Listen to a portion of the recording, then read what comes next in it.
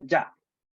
Ok, entonces vamos a comenzar ahora con funciones vectoriales, ¿ya? Entonces, igual como lo hemos hecho siempre, ustedes han visto contenido, pero a mí me gusta siempre ver un poquito de contenido por si acaso, porque uno nunca sabe. De repente aparece, aparecen cosas que podrían eventualmente servir, ¿no?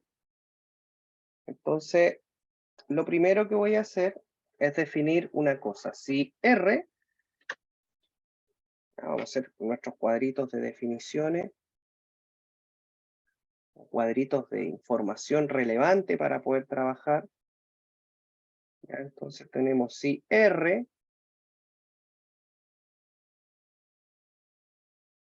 es una función de R a Rn, la cual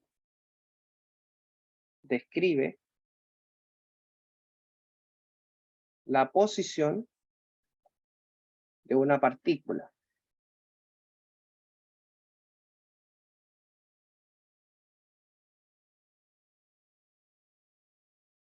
en el instante t,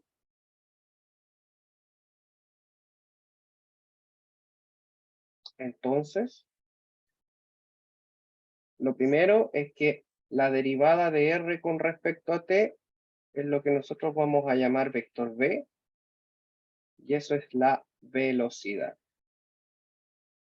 ¿Ya? Y el módulo o la norma de v de t va a ser simplemente la rapidez.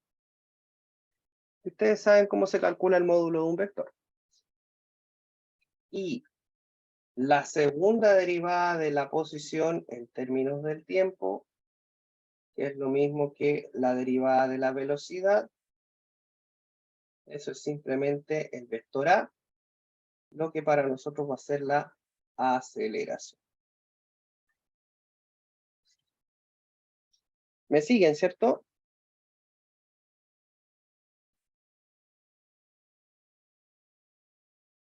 ¿Sí? Ya. Genial. Por otro lado, por otra parte, aquí estoy anotando algunas cositas que son necesarias saber. Por otra parte, tenemos que si R es una posición, es un vector, ¿cierto? Como una función vectorial, entonces la longitud ya va a estar dada por la integral entre A y B del módulo de R' de t de t. ¿Ya? Esto es lo que se conoce como longitud de curva. ¿Ya? Y en general, el arco parámetro, ¿ya? Que normalmente se le llama S, de repente nosotros vamos a trabajar con reparametrizaciones, se define como simplemente la integral desde 0 hasta t del módulo de R' de u diferencial de u.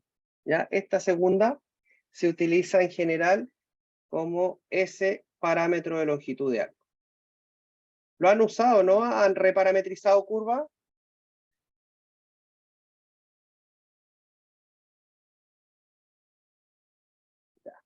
¿Ya? Entonces, esa información, que son cositas que nosotros hemos visto, sería bueno que las vayamos manejando, ¿ya? Entonces, lo que yo voy a hacer en este momento es abrir la guía de coordinación, porque me imagino que no han visto ningún ejemplo, pero ahora los vamos a ver. ¿Ya? Ahora los vamos a ver, así que con tranquilidad nomás, porque vamos a... La guía de coordinación tiene harto, la guía que yo tengo también, entonces ahí vamos a ver distintas cositas. Así que no se preocupe. ¿Ya? Entonces, usted se mete a la nube virtual, a la carpeta MBI Usage, usted se mete al nivel 3, ¿ya? En cálculo avanzado y entre paréntesis sale cálculo 3 y ahí puse curvas, ¿ya? Y esa es la guía que me mandaron a mí por interno, que justamente corresponde a la guía de este semestre. Probablemente va a ser una guía que va a quedar para la prosperidad después, ¿ya? Pero es la guía que a mí me mandaron para este semestre, ¿ok? Entonces, vamos a ver el primer ejercicio que tiene que ver con esto, eh, con esto que acabamos de hablar. ¿Ya? Entonces, primer ejercicio, dice, ¿en qué instantes del intervalo entre 0 y pi los vectores de velocidad y aceleración, ¿cierto?, del movimiento de partícula que está dado ahí son perpendiculares? ¿Ya? Entonces, cuadrito que nos permite recordar la primera parte del curso que tiene que ver con vectores. ¿Cuándo dos vectores son perpendiculares? Entonces, en términos prácticos, nosotros decimos que en este caso los vectores velocidad y aceleración son perpendiculares. B es perpendicular a A, sí y solo sí, el producto interno entre B y A es 0. ¿Estamos de acuerdo, cierto?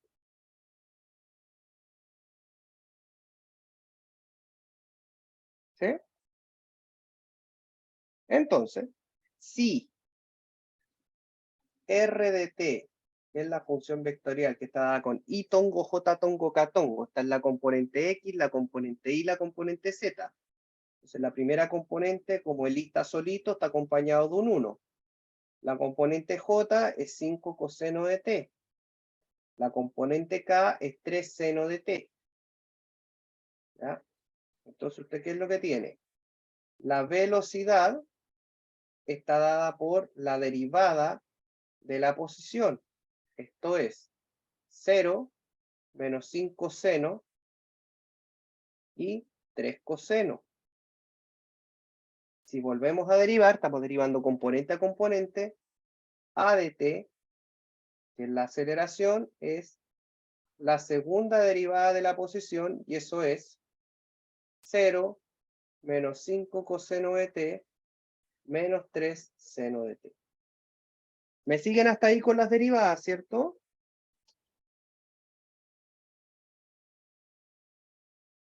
Ya, perfecto. Entonces vamos a hacer el producto interno entre ambos.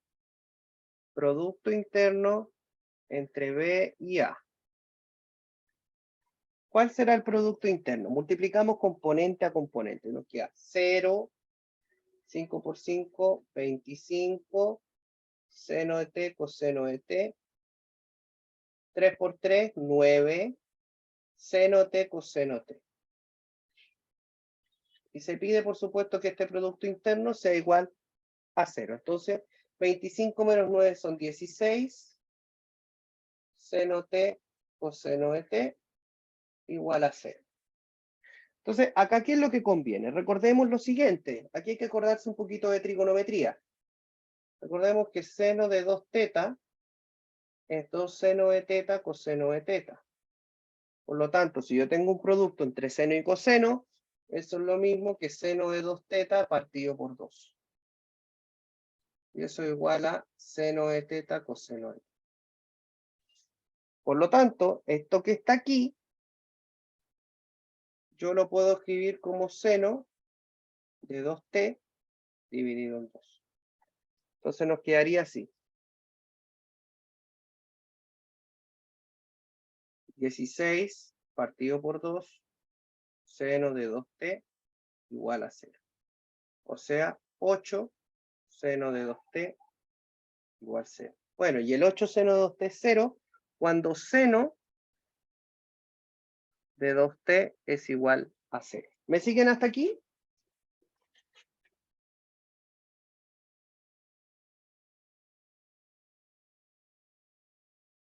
¿Todo bien hasta acá? ¿Sí? Ya, perfecto. Entonces ahora lo que ustedes van a hacer es buscar los valores de t en ese intervalo entre 0 y pi, en donde el seno de 2t es 0. Entonces la pregunta es ¿dónde? Si no se acuerda, haga el círculo unitario. Aquí hay que saber trigonometría, porque si no, olvídense, se les va a complicar mucho el asunto. Entonces, el seno es 0 en el eje X, o sea, acá en 0, acá una vuelta pi, otra media vuelta 2pi. Y podríamos continuar. Entonces, el seno de 2t es 0 cuando el argumento pertenece al conjunto que tiene tres valores. 0, pi, 2pi. Y podríamos continuar si seguimos indefinidamente dando vueltas en este círculo unitario. Pero a mí no me interesan los valores de 2t, me interesa el valor de t. Entonces usted divide todo por 2. Al dividir todo por 2, aquí te queda t. Y acá todos los elementos quedan divididos por 2. Entonces te queda 0, pi medio, pi y ahí para adelante. ¿Ya? Como en el caso del problema se decía que t estaba entre 0 y pi, porque te preguntaban los instantes del intervalo 0 pi, entonces para ti es importante solamente estos valores, los demás no están en el rango que te lo piden. Entonces son tres valores en donde la velocidad y la aceleración son perpendiculares, en 0, pi medios y pi. ¿Se entendió, chiquillo?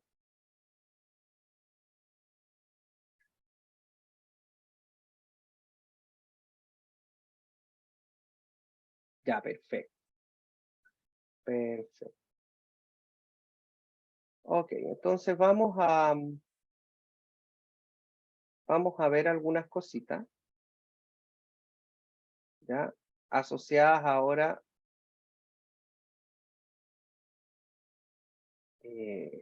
a la longitud de arco, ¿ya? Entonces, para la longitud de arco, les tengo otro problema, otra pregunta, ¿ya? Ya hablamos de longitud de arco, digamos, en términos de preguntas, ¿cierto? Entonces, el ejercicio que les quiero poner es el siguiente. Si r de t, voy a poner acá 2. Si r de t es la función vectorial dada por raíz de 2t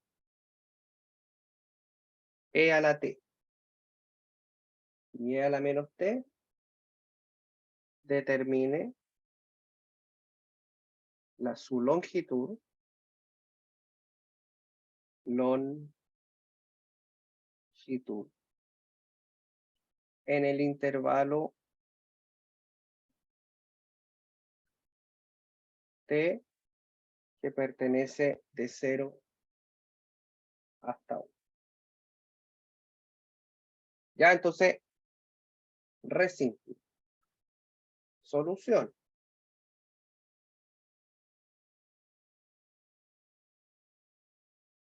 L está dada por la integral de 0 hasta 1, ahí te dan los intervalos, del módulo de R' diferencial de t. ¿Ya? Entonces, si R de t está dado por raíz de 2t, e a la t y e a la menos t, entonces R' de t va a ser la derivada de cada una de sus componentes. En este caso tendríamos raíz de 2, e a la t, y la derivada de e a la menos t es menos c a la menos t. ¿Estamos de acuerdo hasta aquí?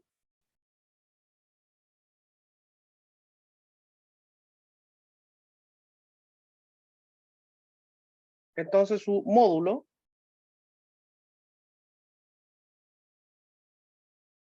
va a ser la raíz cuadrada del cuadrado de las componentes, igual como ya lo habían visto. Entonces esto es raíz de 2 al cuadrado más e elevado a t al cuadrado más e elevado a menos t al cuadrado.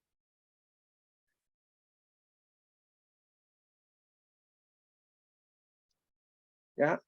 Entonces, ¿qué nos queda?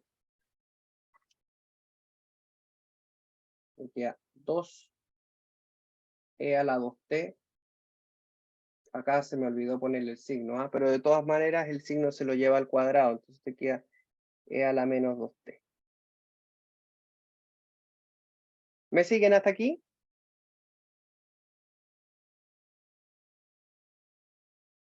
Ya. Ahora, quiero que sean bien observadores. Fíjense, yo esto lo voy a escribir con intención, pero acá yo tengo e a la t al cuadrado más 2. El 2 le voy a escribir un e a la t por un e a la menos t más e a la menos t al cuadrado. ¿Qué hay ahí? Porque es lo mismo, ¿ah? Simplemente que este término lo tiré al principio, el 2 lo dejé al medio. Si yo multiplico e a la t por e a la menos t, estos dos se van y te queda solo el 2, ahí está. Y este e a la menos t lo dejé escrito al cuadrado. ¿Qué hay ahí adentro de la raíz? ¿Qué es? Un cuadrado de binomio, ¿cierto? Por lo tanto, esto sería e a la t más e a la menos t al cuadrado. Y eso bajo una raíz cuadrada. Entonces, esto se va con esto y te queda e a la t más e a la menos t. Por lo tanto, el módulo de R'T corresponde a eso que está ahí. De este modo,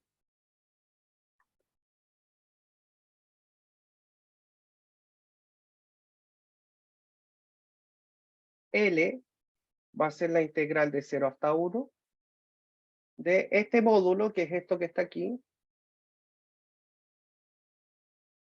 y esto diferencial.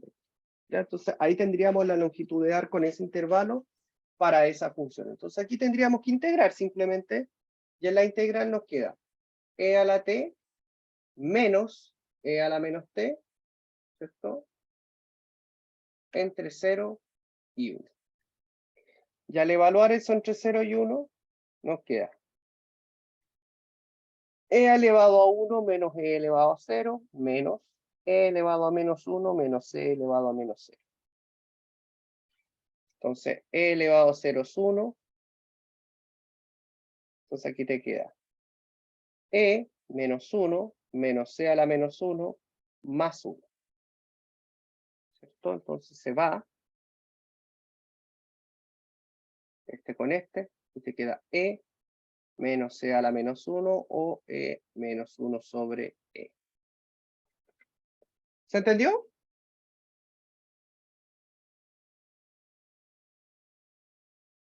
Chiquillas y chiquillos, ¿todo bien? Ya, perfecto. Entonces ahora, genial. No sé si se va aclarando un poco con los ejemplos, porque ahí alguien había dicho que no habían hecho ningún ejemplo. ¿Se va como aclarando cómo se trabajan en estas cosas? Ya, genial. Vamos a revisar ejercicios de la guía de coordinación también. ¿Ya?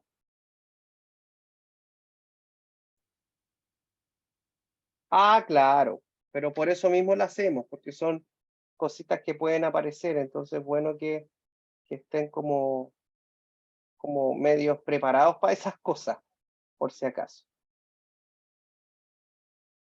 ¿Ya? Entonces, vamos a ver, aquí está.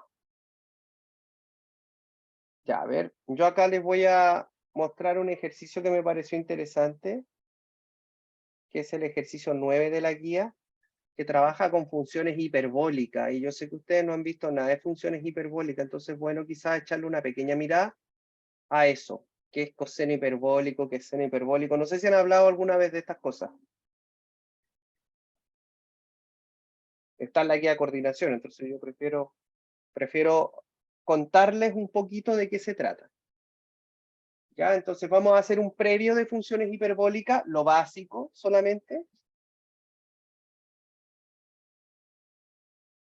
por si llegara a salir. Si no sale, da lo mismo, pero igual Es bueno que lo sepan.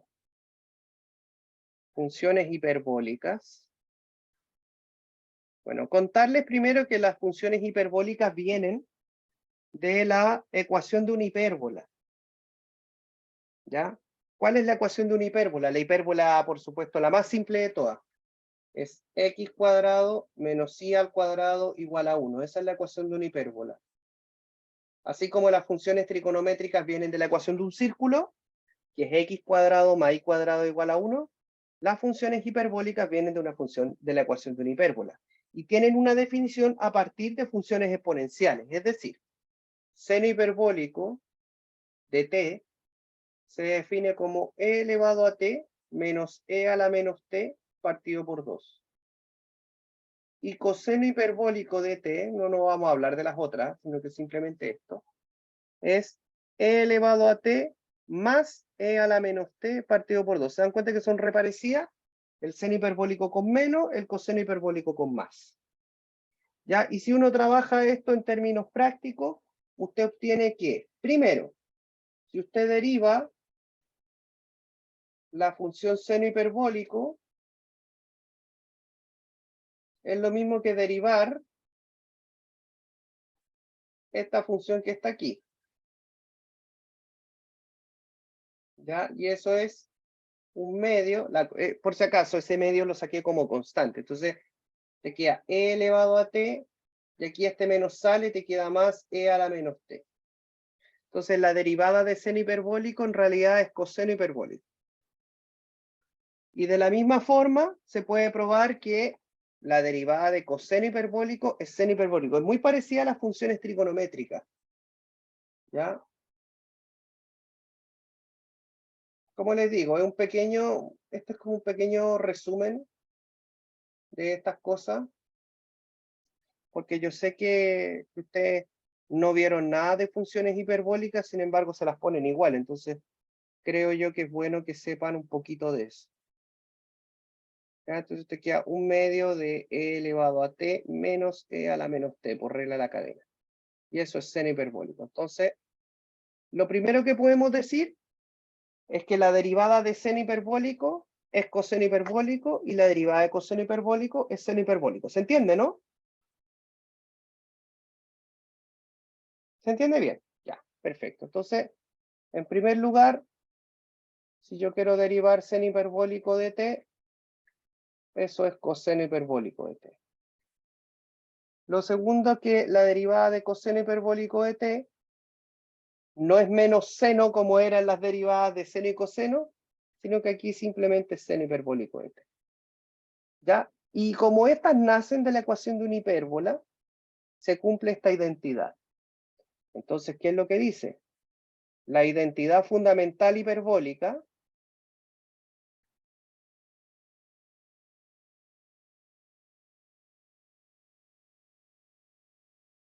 en este caso es que coseno hiperbólico cuadrado menos seno hiperbólico cuadrado vale 1. ¿Se dan cuenta que se parece? Pero la trigonométrica era con más, ¿se acuerdan? Coseno cuadrado de t más seno cuadrado de t igual a 1. Bueno, las hiperbólicas es coseno hiperbólico cuadrado menos seno hiperbólico cuadrado. ¿Ya? Entonces, esas son las cositas que hay que saber. ¿Ya? Y si aparece alguna otra, ahí las deducimos. ¿Ya? Entonces, miren, vamos a leer el problema. No sé si está más o menos claro el preámbulo de las funciones hiperbólicas. Yo sé que es súper poco lo que logramos ver, pero ¿se entendió esta parte?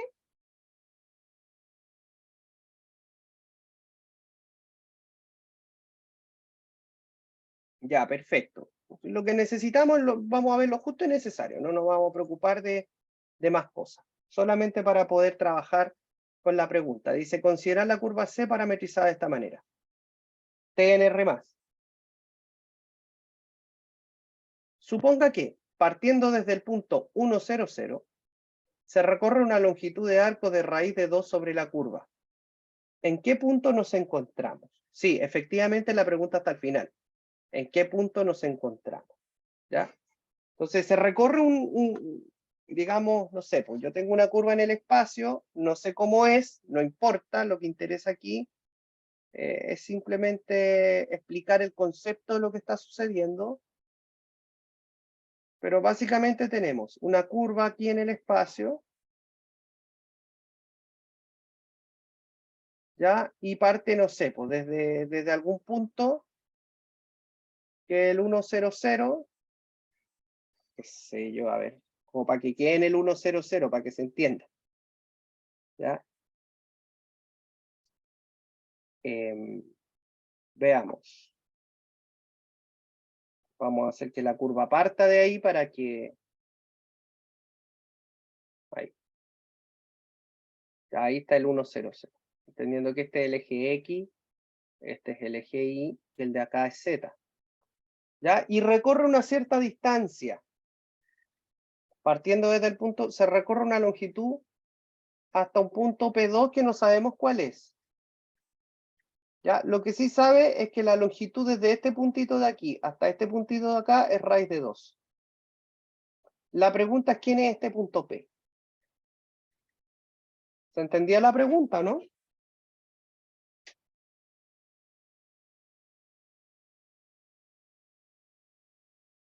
¿Cierto? ¿Hasta dónde llega básicamente el recorrido? Bueno, lo primero que podemos notar es que el punto inicial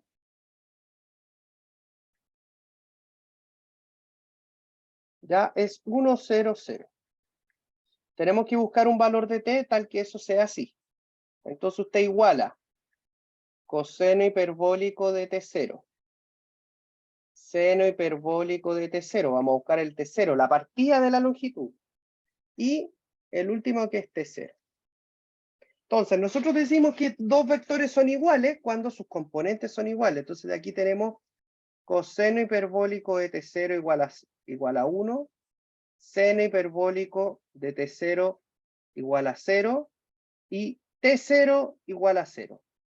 Bueno, ¿cuál es la partida? A ver, ¿dónde parte la cosa?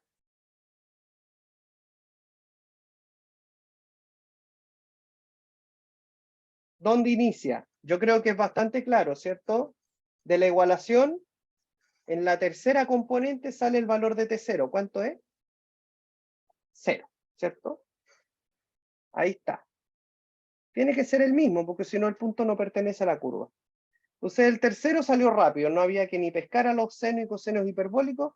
Del tercer punto, igualado, ¿cierto?, al tercer componente, salió que t sub 0 vale 0. Por lo tanto, la longitud L va a ser una integral que va a ir desde 0 hasta un punto que no sé quién es, que le voy a poner t, ¿cierto? Este p, ¿cierto?, va a tener coordenadas x de t, y de t, y z de t. Entonces, como no sabemos quién es, t0 a t.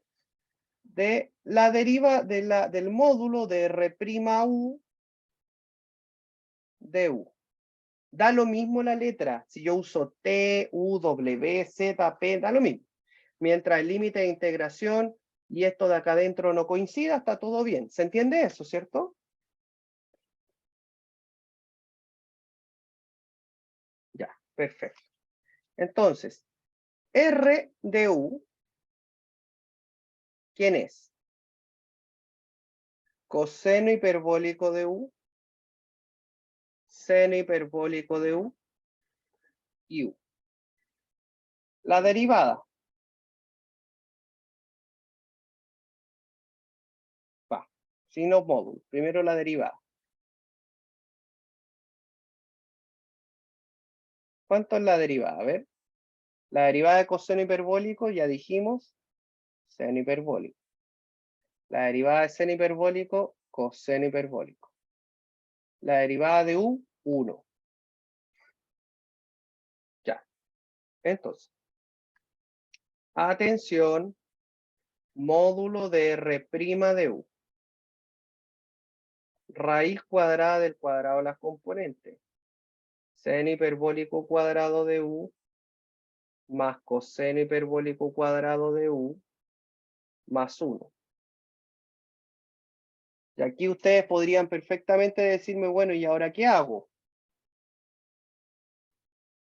Bueno, recordemos la identidad fundamental. Acuérdense lo que les dije. Primero, la derivada de seno hiperbólico es coseno hiperbólico. La derivada de coseno hiperbólico es seno hiperbólico y la identidad fundamental, coseno hiperbólico de t al cuadrado es igual menos seno cuadrado hiperbólico de t es igual a 1. Entonces yo aquí puedo despejar coseno hiperbólico cuadrado y este seno hiperbólico cuadrado lo puedo tirar sumando al lado derecho. Entonces, ¿qué nos queda? Sabemos que coseno hiperbólico cuadrado de t, de u le voy a poner, menos seno hiperbólico cuadrado de u es 1. O sea, que coseno hiperbólico cuadrado de u es igual a 1 más seno hiperbólico cuadrado de u. Por lo tanto, voy a reescribirlo de arriba. Nos queda módulo de R' de u. Siempre tratar de dejarlo lo más simple posible. Fíjense. Raíz de coseno hiperbólico cuadrado de u. Más, con intención, 1 más seno hiperbólico cuadrado de u. Esto de aquí es igual a coseno hiperbólico cuadrado de u por identidad. Entonces, si yo esto lo sumo con esto, te queda 2 coseno hiperbólico cuadrado de u. ¿Me siguen?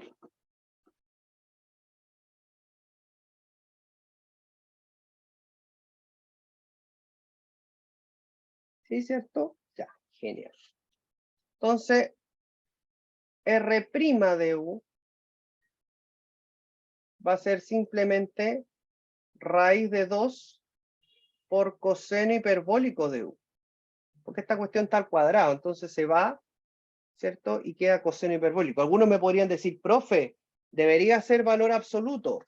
Sí, pero quiero recordar que coseno hiperbólico de u era 1/2 de e elevado a u más e a la menos u. La función exponencial es siempre positiva. La suma de exponenciales es positiva y con el 1/2 también es positiva. Entonces esto queda mayor que 0. ¿Dónde falta un 1?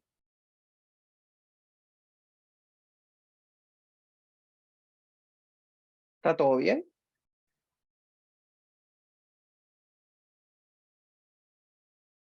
¿Dónde falta un 1? Cuéntame. ¿Tú te refieres a ese 1?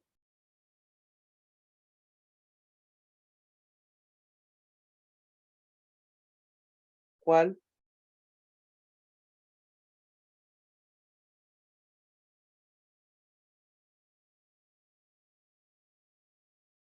No entiendo. ¿Cuál dt partido por dt? No, pues era el módulo de R' u diferencial de u.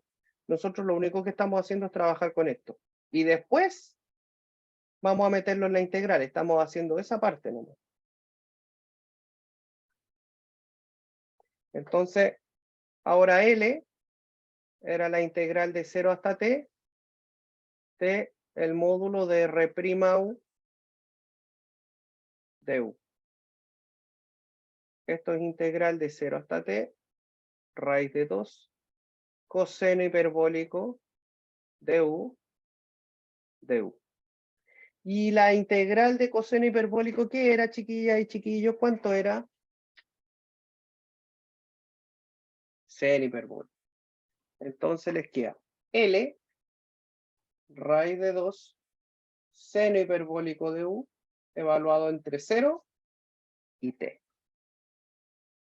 Entonces usted tiene raíz de 2, seno hiperbólico de t, menos seno hiperbólico de 0. Entonces, el seno hiperbólico de t es re fácil, queda así. ¿Cuánto valdrá seno hiperbólico de 0? Entonces, usted dice, bueno, de acuerdo a la definición, seno hiperbólico de 0 tendría que ser como e a la 0 menos c a la menos 0 partido por 2. Pero e a la 0 es 1. E a la menos 0 también es 1. Entonces te queda 1 menos 1 partido por 2. Es decir, esto vale 0. Por lo tanto, seno hiperbólico de 0 es igual a 0. Eso significa que L es raíz de 2 seno hiperbólico de t. ¿Todo bien hasta ahí?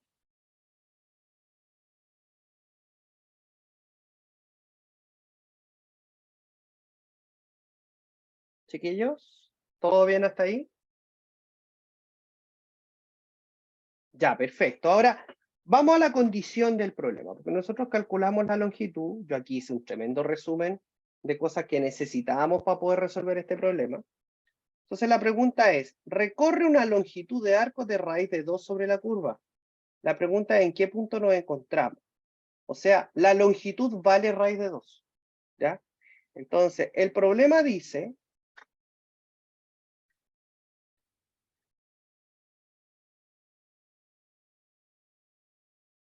que L es igual a raíz de 2. Esto implica necesariamente que raíz de 2, seno hiperbólico de t, tiene que ser igual a raíz de 2. O sea, voy a buscar un valor de t en donde seno hiperbólico de t sea igual a 1. ¿Todo bien hasta ahí? Por definición,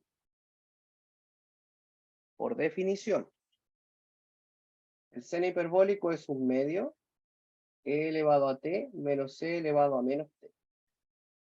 Y eso igual a 1. Entonces nos queda una ecuación exponencial que tenemos que resolver. ¿Cómo la vamos a resolver? Miren, vamos a hacer x igual a e a la t. Entonces usted multiplica acá por 2 y te queda x menos x a la menos 1 igual a 2. Al resolver, te queda x menos 1 partido por x igual a 2. Entonces usted calcula, te queda x cuadrado menos 1 igual a 2x, te queda una ecuación cuadrática. La ecuación cuadrática la puede resolver así, mire, x cuadrado menos 2x menos 1 igual a 0. Sume 1. Al sumar 1, o al sumar 2, mejor dicho, a ambos lados te queda así. X cuadrado menos 2x, 2 menos 1 es 1, y 0 más 2 es 2. ¿Por qué sume 2? Para formarme un cuadrado de binomio. Entonces aquí yo tengo x menos 1 al cuadrado igual a 2. Si quiere usar la fórmula cuadrática también está permitido, no hay drama. Yo aquí con mis banalidades matemáticas nomás, pero si usted quiere usar una forma usando la cuadrática no hay ningún problema. Entonces, sacamos raíz cuadrada, te queda un valor absoluto, y aquí te queda raíz de 2. El valor absoluto de la igualdad suelta un más menos, entonces te queda x menos 1 igual a más menos raíz de 2. Entonces, x es igual a 1 más menos raíz de 2. Tenemos dos soluciones. La primera, un x1 que es 1 menos raíz de 2, y tenemos un x2 que es 1 más raíz de 2. Sin embargo, nosotros estamos buscando valores para t, no para x. Y sabemos que x es e a la t. Entonces, como x es e elevado a t, la exponencial es siempre positiva, entonces eso significa que x tiene que ser mayor que 0. ¿Cuál de las dos soluciones que nosotros obtuvimos es positiva y nos sirve para el problema? ¿x1 o x2?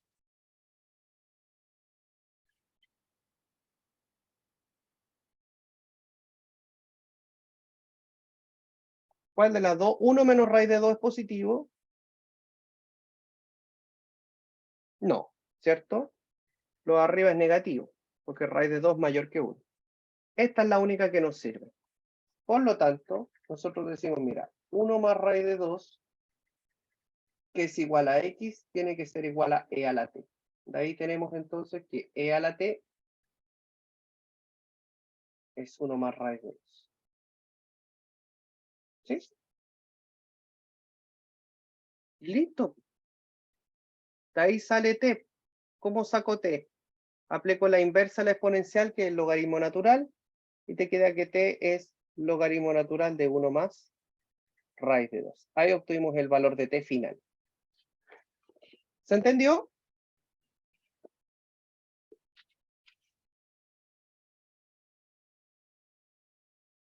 ¿Sí? Ya, ahora, la pregunta es súper clara. La pregunta dice, ¿en qué punto nos encontramos? Y un punto tiene coordenadas, X, Y Z.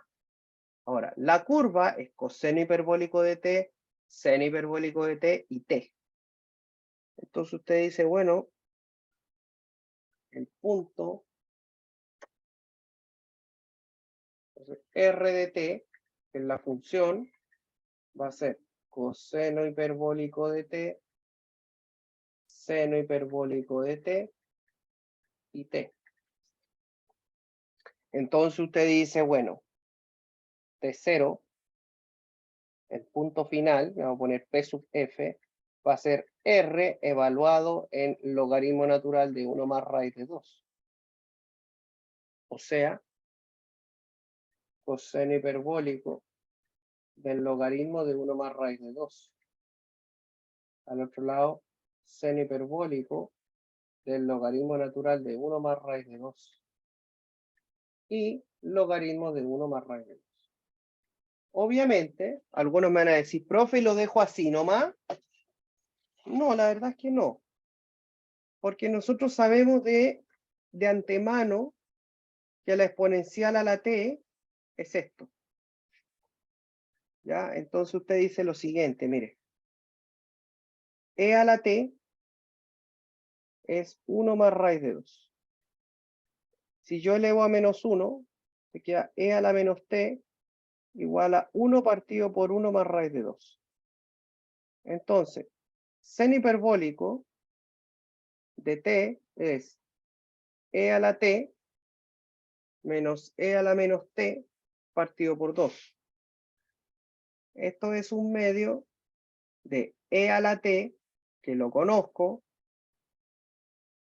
menos e a la menos t, que también lo conozco. Por lo tanto, seno hiperbólico del logaritmo de 1 más raíz de 2 es equivalente a esto que está aquí. Ahora bien, si usted quiere lo reduce. Idealmente hágalo. Aquí te queda un cuadrado binomio.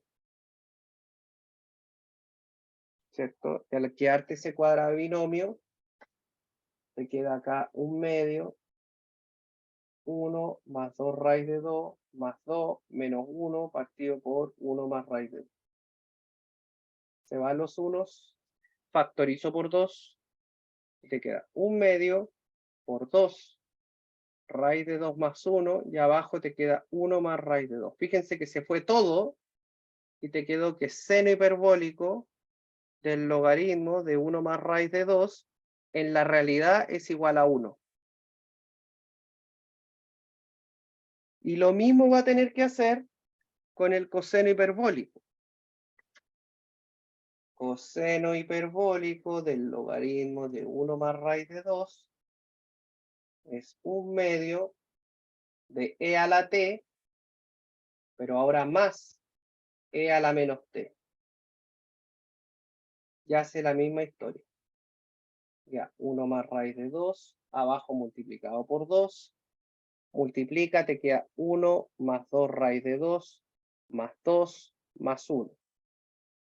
Entonces aquí te queda 2, 3, 4, más 2 raíz de 2, abajo te queda 2, 1 más raíz de 2. Factoriza arriba por 2 y simplifica. Te queda 2, 2 más raíz de 2, y abajo te queda 2, 1 más raíz de 2. Se van. Y te quedó 2 más raíz de 2, 1 más raíz de 2. Entonces, el punto final, ya ahí tendríamos el resultado de coseno hiperbólico del logaritmo de 1 más raíz de 2.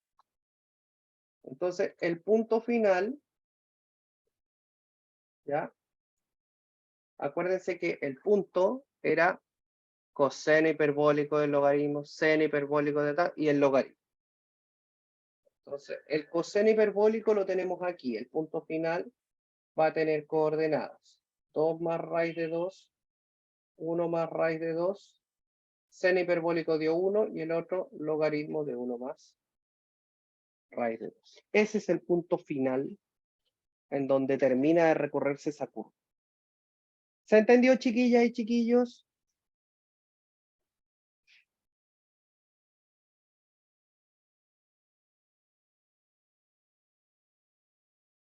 ¿Sí?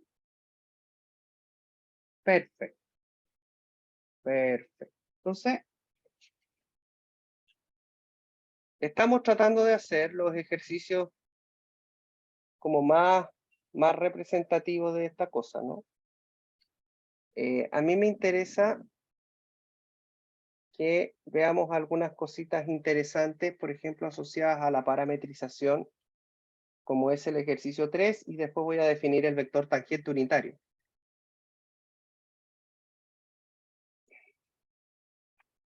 Miren, encuentro una parametrización resultante al intersectar las superficies x cuadrado más y cuadrado igual a 4 y x cuadrado más z a la cuarta igual a 4 más y cuadrado, considerando que z es mayor o igual a 0. Bueno, ¿qué es parametrizar? En fondo, de encontrar la función vectorial que define eso. Solución. Miren, lo que tenemos acá son dos ecuaciones y una restricción. X cuadrado más y cuadrado igual a 4. Y tenemos x cuadrado más z a la cuarta igual a 4 más y cuadrado. Entonces, lo primero es entender que uno siempre va a buscar parametrizar desde lo más simple hasta lo más complejo, ¿eh? Aquí lo más simple es lo de arriba. ¿Cómo podríamos parametrizar esto? Bueno, lo de arriba es un cilindro, porque si estamos hablando del espacio, si aparece Z, estamos hablando del espacio. Lo de arriba corresponde a un cilindro de radio 2. Entonces, al ser un cilindro de radio 2, esto se puede escribir como x cuadrado más y cuadrado igual a 2 al cuadrado. Y las funciones estas nos recuerdan a las coordenadas polares. Entonces, x va a ser igual a 2 coseno de t y y va a ser igual a 2 seno de t. ¿Me siguen con esa primera parte? Sí, ¿cierto? Ya. Con eso, yo esto que está aquí lo voy a reemplazar abajo. Fíjense. X cuadrado más z a la cuarta es igual a 4 más y al cuadrado. Reemplacemos. 4 coseno cuadrado de t más z a la cuarta es igual a 4 más 4 seno cuadrado de t. Por supuesto que vamos a tirar todos los términos hacia el lado derecho y el z, que es lo que me falta por determinar, lo vamos a dejar solo. Z a la cuarta igual a 4 más 4 seno de t al cuadrado menos 4 coseno cuadrado de t. Factoricemos por 4. 1 más seno cuadrado de t menos coseno cuadrado de t.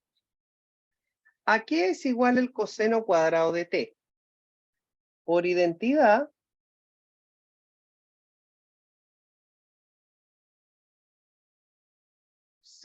coseno cuadrado de t más seno cuadrado de t es igual a 1. Por lo tanto, coseno cuadrado de t se puede escribir como 1 menos seno cuadrado de t. O bien, ¿cierto? Reemplazar eso allá arriba y nos quedaría lo siguiente. Z a la cuarta igual a 4, 1 más seno cuadrado de t menos 1 menos seno cuadrado de t. Multipliquemos los signos, te queda 4, 1 más seno cuadrado de t menos 1 más seno cuadrado de t. Se van. 1 más 1 son 2. te queda z a la cuarta igual a 4 por 2 seno cuadrado de t. Entonces, ahora, ¿qué es lo que yo hago? Simplemente extraigo raíz cuarta. Y aquí yo recuerdo, al momento de extraer raíz cuarta, que había una restricción sobre el problema y era que z tenía que ser mayor o igual a 0. Entonces, como z es mayor o igual que 0, aquí no queda valor absoluto, simplemente queda z. Te queda raíz cuarta de 4 por 2 seno cuadrado de t. ¿Se fijan? Entonces, aquí simplemente uno puede trabajarlo. Esto se puede escribir como 2 al cuadrado y este como 2, entonces te queda raíz cuarta de 2 al cubo por raíz cuarta de seno cuadrado de t. Pero yo acá puedo simplificar y este dejarlo como un 2. Y esto sería raíz cuarta de 2 al cubo por raíz cuadrada de seno de t. Por lo tanto, la función vectorial sería 2 coseno de t, 2 seno de t y raíz cuarta de 2 al cubo por raíz de seno de t. Sí, pues si usted hubiera reemplazado el 1 también llega. Porque eso le hubiera puesto seno cuadrado más coseno cuadrado, se va con el coseno y te queda 2 senos. Sería más directo y no habría ningún problema en hacerlo. De hecho, si lo encontraste más rápido, mejor, ¿ya? A mí se me ocurre esta forma. Hay otras maneras también de despejarlo, ¿ya? Pero estoy tratando de dejarlo como está en las respuestas impares, ¿no? Y este ejercicio, básicamente trataron de dejar la parametrización más pequeña. Ahora, de todas maneras, no es necesario dejarlo en la forma más pequeña, a no ser de que vaya a hacer otra cosa más, ¿ya? Con eso, porque lo más probable es que después ustedes tengan que ver alguna otra cosa con esto. Típicamente les piden parametrizar dos curvas y después les piden otra cosa más. ¿Se entendió?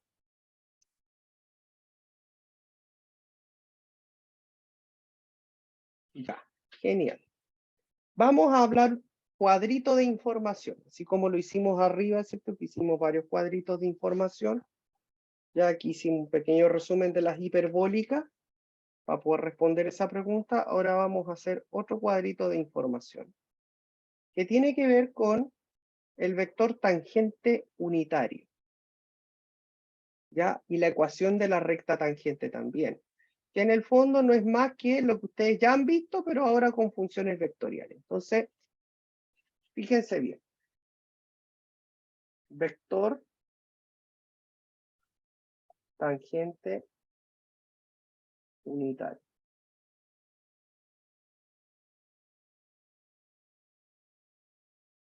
¿Ya? Entonces, el vector tangente unitario se define así. T tongo es igual a R' de T dividido por el módulo de R' de T. ¿Ya? Ese es el vector tangente unitario. Y la recta tangente va a ser x, y, z es igual a R en T0 más T veces R' en T0. O mejor dicho, más T veces T, donde T es el vector tangente unitario. Entonces, en la recta tangente, el vector director es el vector tangente. ¿Se entiende, no?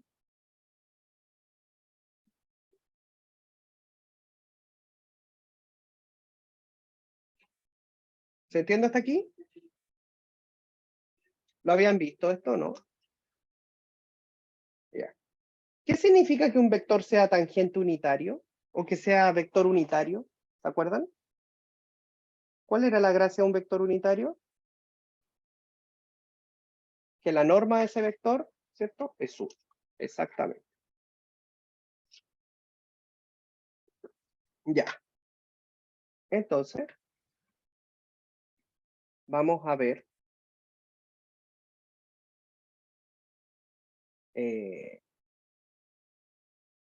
un ejercicio que a mí me parece interesante, que es el ejercicio 4. ¿Ya? Porque justamente habla de estas cosas. ¿Ya?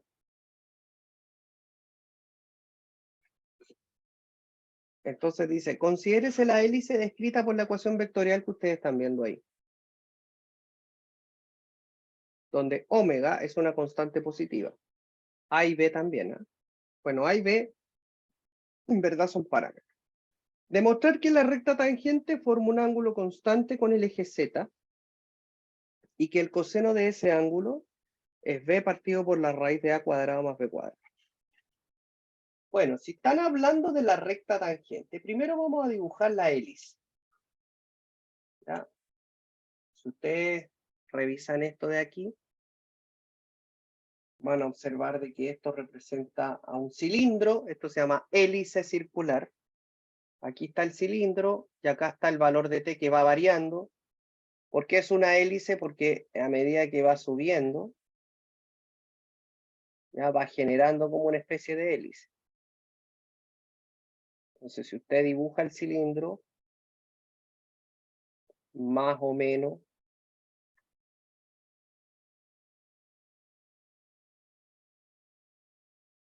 voy a bloquear eso para que no moleste.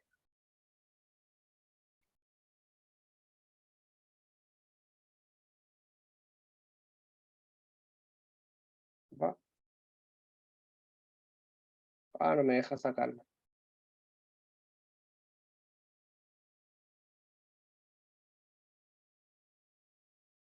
No me deja sacarla, ya no importa, voy a tener que dibujar otro. Aquí. Bueno, más o menos así.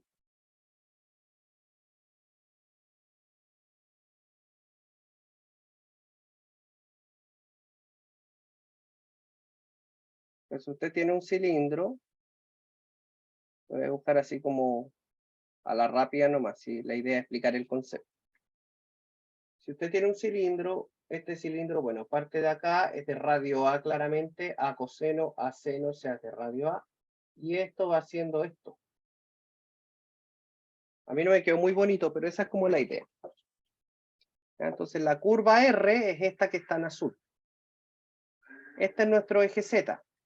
El eje Z, Z gorro, en el fondo del vector K-tongo. El vector K-tongo es el vector 0, 0, 1. ¿Estamos de acuerdo con eso, cierto?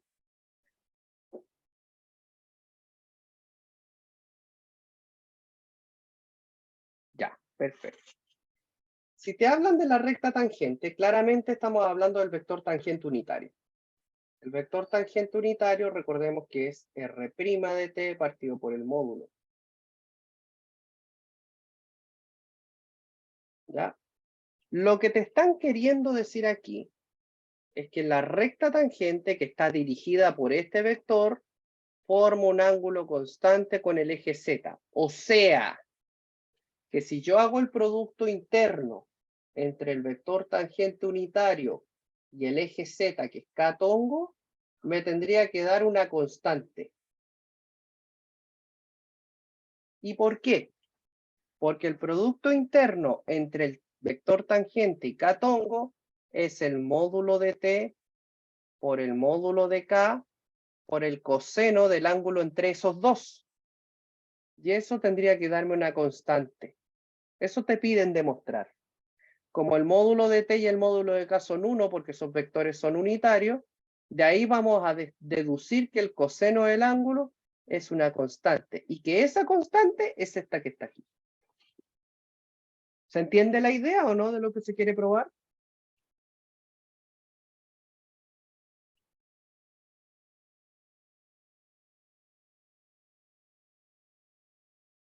¿Sí? Ya, genial. Entonces ahora vamos a proceder.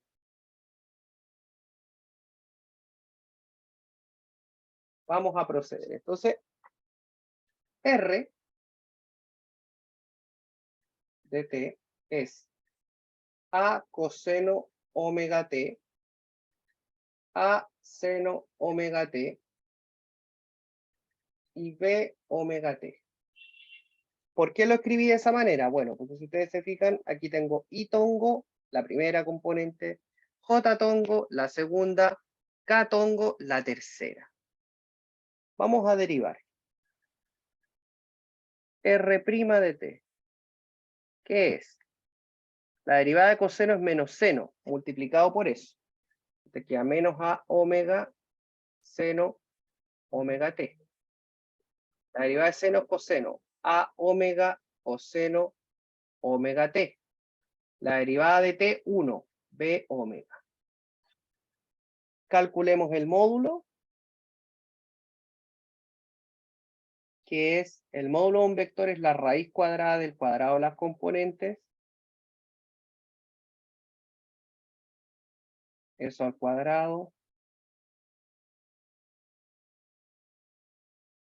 Esto al cuadrado. Y esto también al cuadrado. Listo. Entonces ahora, bueno, operamos con la parte algebraica y trigonométrica. Te queda a cuadrado, omega cuadrado, coseno cuadrado de omega t, va, seno. Seno cuadrado omega t, a cuadrado, omega cuadrado, coseno cuadrado de omega t, b cuadrado, omega cuadrado. Entonces yo acá factorizo por a cuadrado, omega cuadrado y te queda seno cuadrado omega t más coseno cuadrado omega t más b cuadrado omega cuadrado. Entonces, eso de ahí adentro, que está dentro del paréntesis, vale 1. Entonces nos quedaría a cuadrado omega cuadrado más b cuadrado omega cuadrado. Factorizo. Omega cuadrado a cuadrado más b cuadrado. Como omega es positivo, lo decían arriba, queda omega raíz de a cuadrado más b cuadrado. Listo. Módulo constante. Ya, entonces el módulo del vector R en constante. Entonces ahora lo que vamos a hacer es calcular el tangente unitario. Tangente unitario es R' dividido en el módulo de R'. Esto es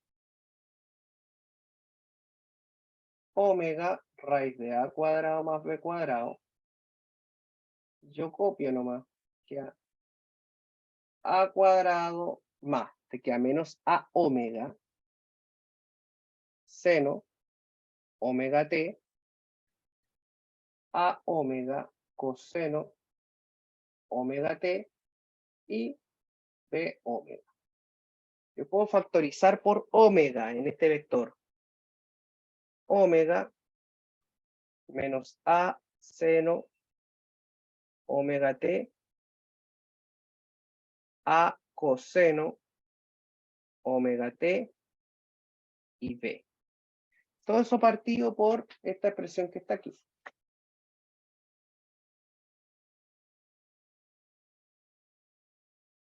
Entonces yo puedo dejar este elemento simplificado, puedo sacar esta raíz como factor y dejarla así.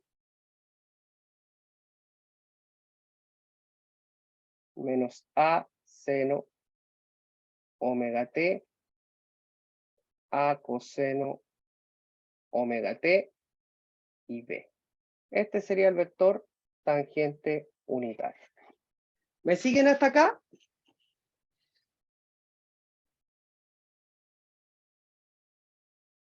Ya.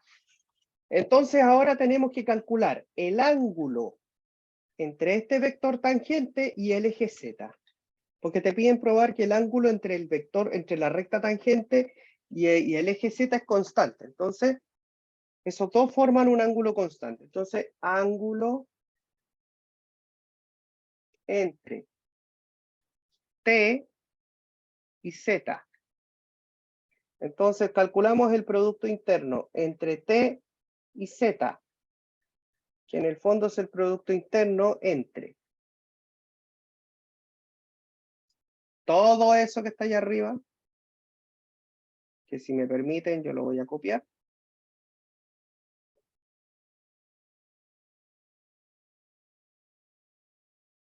Ahí está el vector. Y el vector Z, que es el K-tongo. Y el vector K-tongo es el vector 0, 0, 1. Eso es. Entonces, si usted multiplica, bueno, la constante sale